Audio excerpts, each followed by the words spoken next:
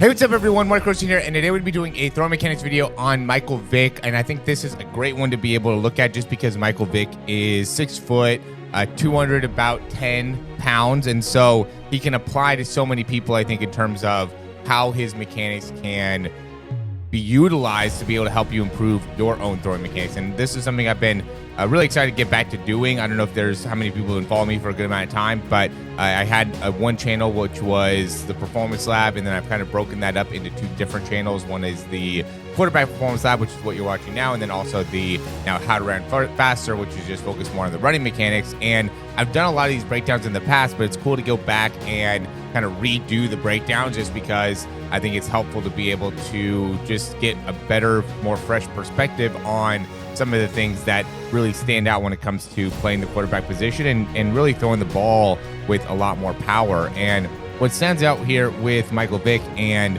what he does that you don't see a ton of people do is, one, get a lot of this extension here with this front hand. And I think he still does a good job of kind of pulling back here. Like, even though he gets this extension, it almost helps in making sure that front shoulder stays closed, because I see a lot of times people, as they're especially taking a big step like this and trying to throw the ball further, there ends up being this tendency of opening up that front shoulder too early. And a lot of times people will end up going and kind of keeping this front hand tighter, and that's what I typically do, is like tell people to maybe hold the opposite shoulder, hold the opposite rib cage to help keep that front shoulder closed. But it is interesting to see what he does, which is to almost just extend that hand out in front, and then from there really use that as a way to pull back as he's driving through with the throw. I think he does a great job with that internal rotation of that back hip. I mean, just seeing how he pivots there is just such a great thing. There's so many quarterbacks that I'm constantly trying to teach, like, this is how you pivot with that back foot, and being able to see somebody be able to do it at such a high level is really great, because I think the better you can see, or the more people you can see that do this often and are doing it at a high level, makes it so then it transitions into, you know, being able to hopefully get those same type of results. And this is something that's a little bit harder to teach.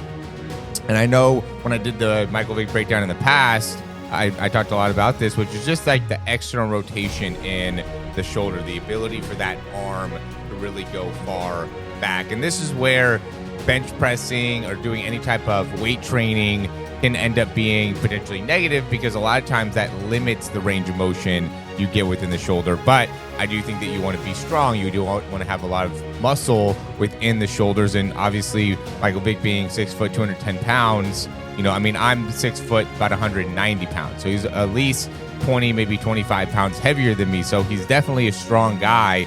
A lot of that's probably in the legs, but I'm sure there's a lot of that in the core and within the upper body as well. And so you just want to be able to understand when you are training that you want to be able to also build up the range of motion, especially again as a quarterback, to be able to have the capability of being able to stretch within that shoulder when you're trying to throw the ball deep.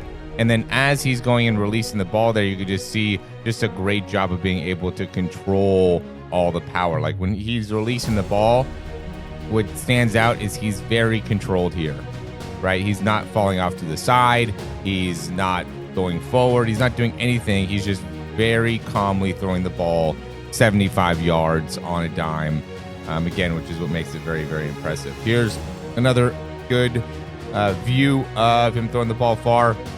Again, great load in that back leg, right? Kind of sinking down in that back foot as he's going to take that step. We can see he keeps that front shoulder closed, lands on the front part of the foot, and then really fires that back leg. To me, that's what ends up really driving the hip coming all the way around, is from this position, really rotating through that back leg, and then is also very strongly pulling that front shoulder as he's getting the elbow through. And that's what creates that external rotation, is getting all that pull from that front shoulder. And then you just have to be quick with the wrist. If you're going to have that much power out of the hips, out of the arms, you have to be quick with the wrist and be able to get that elbow up into a position to then have an effective release. And I think that, you know, there's Tom Brady, there's Aaron Rodgers, there's Patrick Mahomes now, all very, very talented throwers. But I want to say Michael Vick, when you watch this, it's just like he's so talented and so gifted with the throwing. I mean, all those guys are bigger guys. Tom Brady 6'5", Patrick Mahomes 6'2". I want to say Aaron Rodgers like 6'2", 6'3". And so all those guys are pretty big guys. Michael Vick, 6 foot, right? Just not nearly as big. Yeah, he was a lefty, but just how he throws. And when you watch this is like a highlight video on YouTube. When you watch like this, it's just like 15 minutes of Michael Vick launching deep balls. You watch that video, you're going to be amazed at like how the ball just flies out of his hands so nicely, so effectively.